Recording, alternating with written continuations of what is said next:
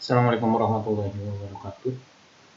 Baiklah, pada pertemuan kita kali ini kembali membahas tentang medan magnet yang kelanjutan dari bab 2. Tapi ini masuk ke bab 3 ya. Materi ini mungkin masih satu rangkaian tentang listrik, dan saya harap kita bisa menguasai sebelum yang ini, yang kemarin tentunya tentang medan listrik. Maka berikutnya adalah tentang medan magnet. Bab yang selanjutnya adalah tentang medan magnet ini. Saya review saya sedikit dan semoga kalian bisa menambah dari buku-buku sumber dan media-media yang lain. Dari medan magnet ini nanti akan dipecah menjadi pertama tentang materi induksi magnet, kedua tentang gaya magnet, dan yang ketiga tentang flux magnet, dan di dalamnya juga nanti tentang materi-materi ini. Dan saya harap kalian memiliki buku pegangan atau buku pendamping untuk mempelajari medan magnet ini. Kemudian dari medan magnet ini ada beberapa istilah yang mestinya kalian kuasai atau kalian ketahui. Yang pertama, medan magnet itu sendiri apa? Medan magnet itu sendiri adalah suatu medan yang dibentuk dengan menggerakkan muatan listrik yang menyebabkan munculnya gaya di muatan listrik yang bergerak dengan arah yang lain.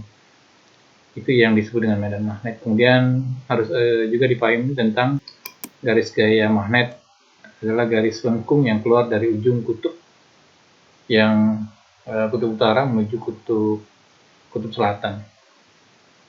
Kemudian ada istilah flux magnet. Ini sama dengan flux listrik di bab sebelumnya. Kalau kemarin ada flux listrik, kalau di magnet ada yang namanya flux magnet. Dia juga sama, dia adalah garis gaya yang menembus suatu bidang tertentu. Dan flux magnet itu muncul dari kutub magnet. Kalau flux listrik adanya dari muatan listrik. Kemudian ada istilah induksi magnet. Mungkin bukan sesuatu yang asing. Induksi magnet adalah kuat medan magnet pada suatu titik. Jadi besarnya kuat medan di suatu titik itu disebut dengan induksi magnet.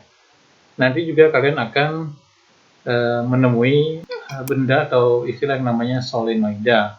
Itu adalah sebuah kawat yang dililit, yang berbentuk kumparan, yang terbuat dari kabel atau tembaga yang bentuknya seperti lilitan. Kemudian ada yang namanya toroida. Itu juga kabel yang dililit, tetapi dia membentuk lilitannya membentuk sebuah cincin yang disebut dengan toroida. Kemudian ada yang nanti kita ketemui adalah hukum atau gaya Lorentz. Gaya Lorentz itu adalah gaya yang timbul akibat sebuah penghantar kawat atau penghantar kawat lurus yang berarus yang bergerak memotong medan magnet. Akan muncul yang namanya gaya Lorentz. Kalau kemarin mungkin kita mempelajari gaya Coulomb. Sekarang ada yang namanya gaya Lorentz. Kemudian nanti ada aplikasinya, benda yang berbentuk generator, mungkin tidak pernah dengar istilah generator. Kemudian benda yang juga dibuat dalam medan magnet itu adalah rotor, ya, ada dalam motor listrik. Kemudian ada yang namanya stator, juga nanti akan ada dalam aplikasinya. Kemudian satuan dari induksi magnet yang kita akan pelajari, satuannya adalah Tesla dalam standar internasional. Mungkin itu yang istilah-istilah singkat yang mesti dipahami, yang akan kita ketemui nanti di bab tentang medan magnet ini. Jadi kalau kita belajar magnet, ya minimal istilah-istilah itu harus kita pahami dan kita ketahui. Kemudian tujuan pembelajarannya tentu harus menguasai, setelah belajarnya harus menguasai karakteristik medan magnet. Ini penting. Kemudian bisa menjelaskan medan magnet, kemudian bisa menjelaskan juga percobaan Ørsted, hukum filsafat, hukum Ampere, kemudian harus mampu menentukan induksi magnet pada kawat yang lurus dan berarus listrik. dan yang lain-lain tentunya tentang solenoida dan toroida. Pada bab ini, pada bab medan magnet ini, kalau kita lihat dari awal, tentu mungkin kita di rumah di sekitar kita sudah pernah melihat benda yang namanya magnet itu sendiri. Jadi mungkin magnet itu bentuknya akan seperti ini, salah satu bentuk magnet yang ada kutubnya, utara dan selatan. Kemudian kalau di sekitar magnet itu diberikan serbuk besi, maka akan kelihatan serbuk besi itu membuat pola yang akan tampak seperti di gambar ini. Jadi pada saat serbuk besi ditaburkan di sekitar kutub utara dan selatan magnet, maka kutub utara dan selatan itu akan menimbulkan medan yang berakibat pada serbuk besi ini akan membentuk pola seperti ini. Demikian halnya juga kalau magnetnya ditegakkan, maka di sekitar magnet itu sendiri akan membentuk pola seperti ini. Ini karena di sekitar magnet itu ada yang namanya medan magnet yang mempengaruhi serbuk ini, sehingga dia polanya akan seperti ini. Sedangkan medan magnet itu dia selalu bergerak dari kutub utara menuju kutub selatan. Seperti mungkin di listrik, kalau listrik ada muatan yang muatan positif dan muatan negatif.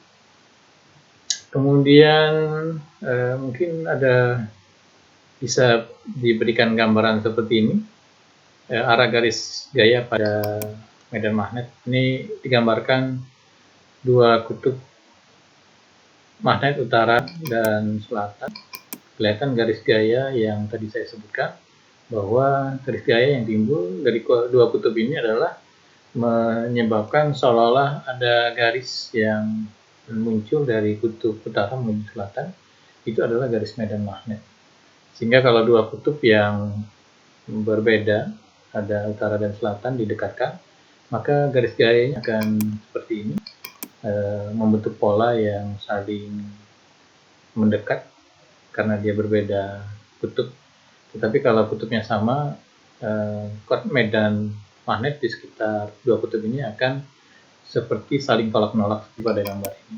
Dia akan cenderung saling menjauh karena sifatnya yang jenis mirip dengan listrik. Pada muatan listrik, kalau dia jenis akan tolak menolak, dan kalau dia berlayanan jenis akan tarik menarik. Kemudian sebagai review juga, magnet itu mempunyai sifat seperti ferromagnetik. Ada bahan yang sifatnya ferromagnetik, yaitu bahan yang mudah dipengaruhi oleh medan magnet. Contohnya ini besi, baja, kobalt, dan nikel, dan lain-lain. Ini bahan yang mudah dipengaruhi oleh medan magnet, disebut dengan ferromagnetik. Ada yang disebut dengan bahan paramagnetik, bahan yang tidak mudah untuk dipengaruhi oleh medan magnet. Contohnya platina dan aluminium. Kemudian ada bahan yang sifatnya diamagnetik, dia tidak dapat dipengaruhi oleh medan magnet. Contohnya emas, perak, tambal, bismut, dan sebagainya. Kemudian medan magnet dan arus listrik, menurut peneliti yang sudah meneliti, Hans Christian Ørsted, bahwa menurut penelitiannya di sekitar kawat yang ada arus listriknya itu akan terdapat medan magnet.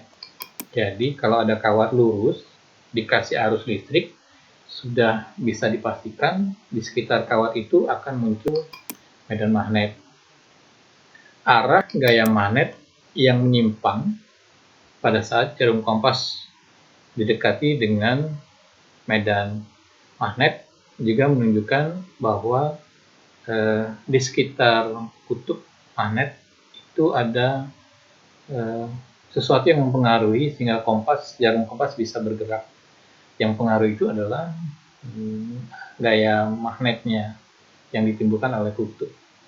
Kemudian besarnya medan magnet di sekitar kawat yang berarus listrik itu dipengaruhi atau tergantung pada kuat arus listrik yang mengalir pada kawat tersebut dan jarak sebuah titik tersebut terhadap kawat. Jadi besar medan magnet itu dipengaruhi oleh kuat arus yang mengalir pada kawat itu dan berapa jauh titik yang ada dekat kawat itu, sehingga besarnya bisa kita buat dalam bentuk suatu kesimpulan. Kalau makin dekat dengan kawat tersebut maka akan makin besar medannya, makin jauh makin kecil. Kemudian dalam ilustrasi seperti pada gambar berikut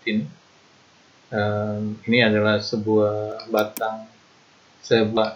batang penghantar ya, diberi arus listrik yang arahnya ke atas, dan di sekitar batang penghantar ini diberikan serbuk dan juga beberapa jarum kompas yang didirikan di atas masing-masing beberapa paku. Maka nanti pola yang dibuat oleh jarum kompas itu akan seperti ini. Dia akan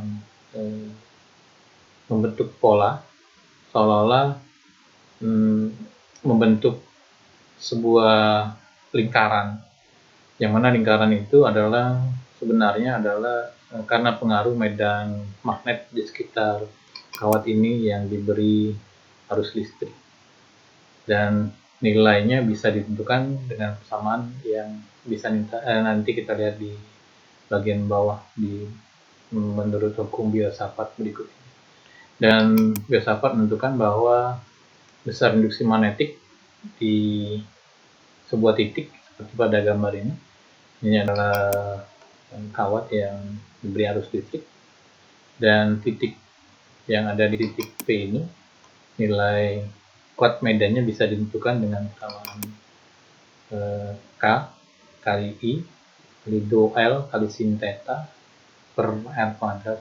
K-nya adalah tetapan, I-nya kuat arus, do L-nya adalah perubahan panjang atau perubahan jarak titik terhadap kawat, dan sin theta adalah sudut yang dibentuk oleh kawat dan titik tersebut. Kemudian ini juga hukum Ampere. Hukum Ampere kalian tolong baca di buku sumber ya, untuk memperkuat tentang medan magnet ini. Kemudian yang berikutnya adalah induksi magnet pada kawat lurus berarus. Seperti yang tadi di awal disebutkan, ini adalah misalnya kawat lurus yang ada arus listriknya. Ini arus listrik. Maka di sekitar kawat ini akan muncul yang namanya medan magnet. Medan magnetnya akan membentuk pola seperti lingkaran yang mengelilingi kawat ini. Jadi kalau ada kawat yang berarus listrik, maka di sekitar kawat itu nanti akan muncul medan magnet yang arahnya harus mengikuti kaidah tangan kanan pertama seperti ini. Jadi kalau ini adalah dianggap sebagai penghantar yang ini, maka di sekitar kawat itu ada kuat medan magnet yang arahnya mengikuti 4 jari yang mengitari jempol yang seperti ini menggunakan tangan kanan yang disebut dengan aturan kaidah tangan kanan pertama. Jadi kalau ada kuat arus fisik yang masuk pada sebuah penghantar kawat, misalnya kawatnya arahnya ke bawah, itu bisa dipastikan ada medan listrik yang arahnya seperti ini. Kenapa seperti ini? Karena arusnya ke bawah, kuat medannya akan berputar di sekitar kawat itu arahnya seperti ini. Dan kalau dia menuju ke atas kawatnya dan diberi arus seperti ini,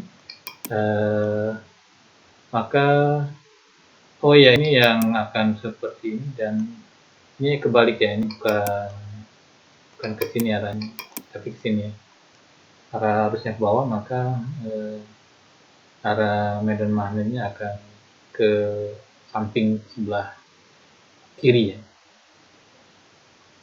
Dan besarnya kawat yang ada arus dan di sekitar kawat itu ada kuat medan, besarnya ditentukan dengan persamaan ini. Jadi ada kuat medan listrik di sini, besarnya itu bisa dihitung dengan persamaan mu 0 kali I kuat arus yang melalui kawat, dibagi 2pi A. A-nya adalah jarak antara titik ini ke kawat. Mu0-nya adalah tetapan permeabilitas magnet yang nilainya 4 kali 10 pangkat min 7 Weber per ampere. Bagaimana kalau kawatnya lebih dari satu, misalnya ada banyak kawat, maka tinggal persamanya tinggal tambahkan variabel n ya. Kalau n untuk menentukan jumlah kawat, maka tinggal tambahkan n. Kalau kawatnya ada 2, ya n-nya 2 berarti. Kemudian induksi magnet pada kawat yang melingkar berarus akan mengikuti kaidah tangan kanan juga seperti yang tadi.